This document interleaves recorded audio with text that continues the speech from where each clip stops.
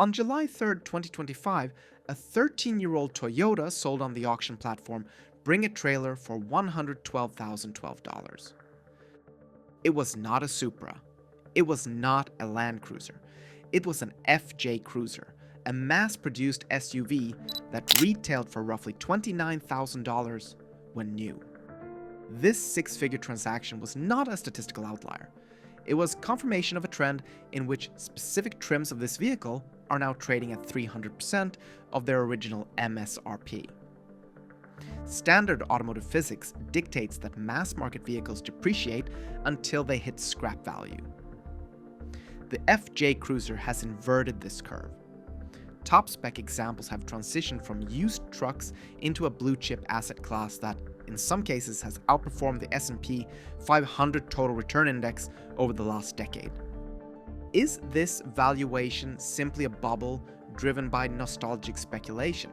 Or has the market correctly identified that this machine is now legally, structurally, and industrially impossible to reproduce? Welcome to Bare Block Chronicles, where we strip down the narrative to reveal the industrial machinery underneath.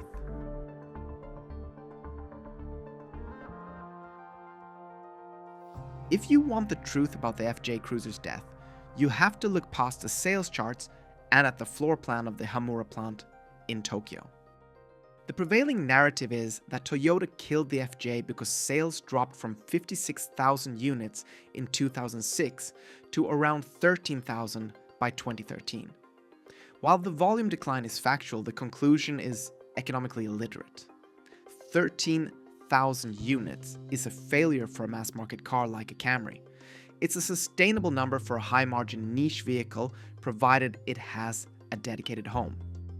The FJ Cruiser did not have a home.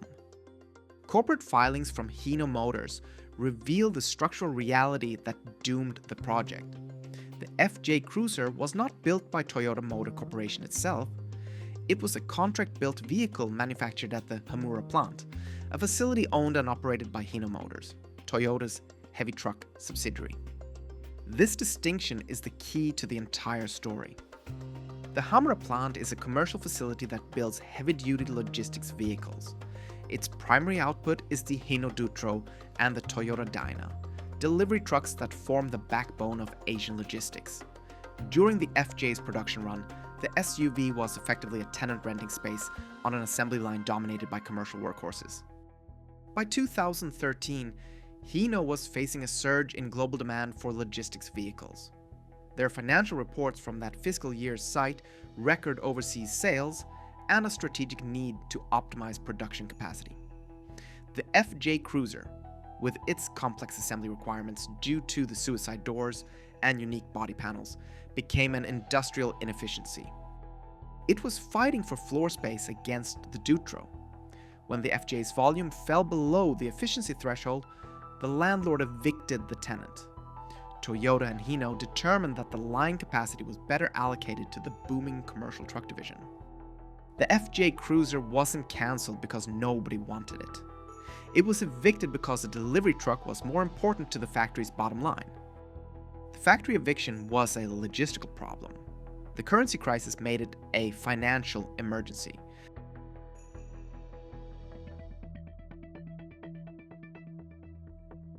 We often overlook the macroeconomic climate of the early 2010s, but it's the silent assassin in this audit. The FJ Cruiser was manufactured 100% in Japan and exported to the United States. This exposed the vehicle's profitability entirely to the exchange rate between the Japanese yen and the US dollar. In 2007, the exchange rate hovered around 120 yen per dollar.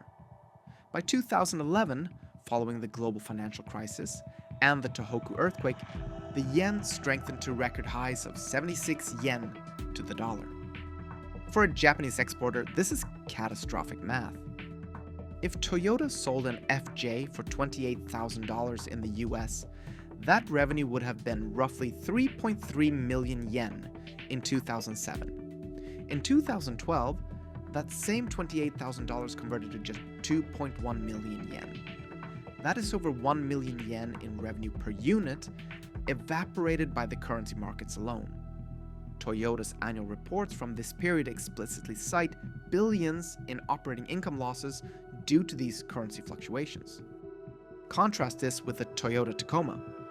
That truck was manufactured in San Antonio, Texas and Baja, Mexico. The Tacoma's cost basis was in dollars and pesos, naturally hedging it against the strong yen. Toyota could sell Tacomas profitably in the US regardless of the currency crisis. Every Japan-built FJ cruiser sold during this period was bleeding margin. Simultaneously, Toyota created a predator within its own showroom. In 2010, the 5th generation 4Runner launched. By 2014, Toyota introduced the TRD Pro lineup. The 4Runner offered 4 rear doors, roll-down rear windows, and nearly identical off-road capability on the updated J150 platform. The TRD Pro enabled Toyota to offer off-road capability at a $45,000 price point on a high-volume vehicle. The FJ Cruiser's dedicated positioning became redundant. Toyota did not lose the FJ customer. They simply moved them into a more profitable practical 4Runner that did not require a Tron-specific supply chain.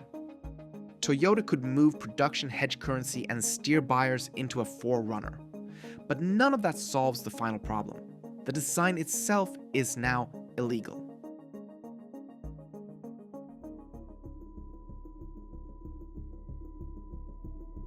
The answer lies in United Nations regulations and federal motor vehicle safety standards that have effectively outlawed the FJ Cruiser's architecture. This is the primary driver of its asset status. Investors are buying a pre-regulation license to operate a specific type of machine that can no longer be legally replicated. The first barrier is UN Regulation 127 regarding pedestrian safety.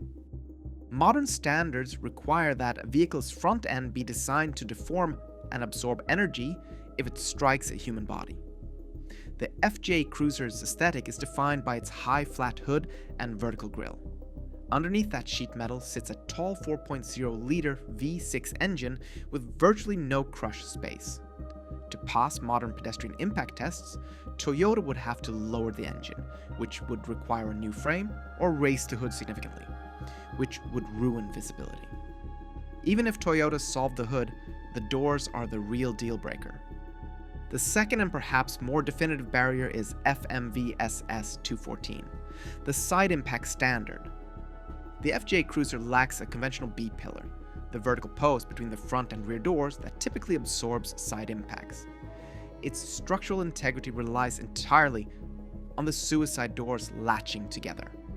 As side impact pull tests became more rigorous in 2015, passing them without a B-pillar would have required reinforcing the doors with massive amounts of ultra-high strength steel. This would have made the doors incredibly heavy and difficult to operate. So the obvious workaround is to import a modern replacement. But the tariff code is a secondary roadblock. Many enthusiasts believe the new Toyota IMV0 or Hilux Champ will replace the FJ. It will not. The original FJ Cruiser evaded the 25% chicken tax because it was classified as a passenger SUV, subject to only a 2.5% tariff. The new IMV0 is classified as a cargo truck. If Toyota imports it into the US, it faces the full 25% duty, pricing it out of the entry-level market immediately. The regulatory environment has closed the door behind the FJ Cruiser. However, the vehicle didn't die globally in 2014. It remained in production at the Hamura Plant for the Middle East and South Africa until December 2022.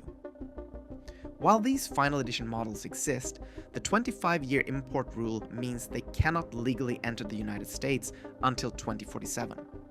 The existing US supply is a finite resource that is slowly being depleted by attrition. Therefore, the supply is finite by law, not by hype.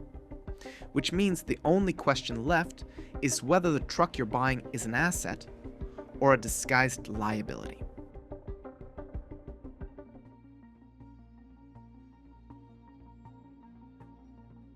The market has split into two distinct tiers based on a critical structural flaw known as inner fender apron cracking. Models produced between 2007 and early 2010 suffer from a fatigue failure mode in the engine bay. The crumple zone metallurgy was insufficiently rigid to handle the flex of the front end during off-road use, causing the panels to tear and bulge. This isn't just cosmetic damage from abuse, it's a structural defect. Forensic analysis of part numbers confirms that Toyota quietly re-engineered this area with high-strength steel reinforcements starting with the February 2010 production run. Serious collectors aggressively target 2010 and later models, creating a significant valuation gap. You must also inspect the frame with extreme prejudice. The FJ uses a laminated steel frame design. In salt belt states, moisture gets trapped between the layers, causing the rails to rot from the inside out. Crucially, the FJ Cruiser was excluded from the $3.4 billion class action settlement that covered Toyota Tacoma frame rust. If you buy a Tacoma with a rotted frame, you might have a warranty claim. If you buy an FJ with a rotted frame, you have a total loss. Finally, you must understand the drivetrain hierarchy. Most buyers don't realize that manual transmission models are mechanically distinct from automatics. The manual transmission pairs with a Torsen center differential, providing full-time all-wheel drive. The automatic models use a part-time four-wheel drive system that cannot be used on dry pavement. The manual transmission models are significantly rarer and offer superior handling in rain and snow, adding a premium to their valuation. The peak of the market remains the 2014 Trail Team's Ultimate Edition in Heritage Blue. With only 2,500 units produced, it marks the definitive end of the line for the American market. The FJ Cruiser was an industrial casualty, caught in a perfect storm of factory logistics, currency crises, and safety regulations. It died because it was too expensive to build and too illegal to update. That's exactly why the market values it at six figures today. The market isn't paying for nostalgia. It's paying for the impossibility of replacement. If you enjoyed this forensic breakdown, subscribe to Bare Block Chronicles for more industrial autopsies. We want to hear from you. Do you think the 4Runner TRD Pro is a worthy successor, or just a compromise? Let us know in the comments.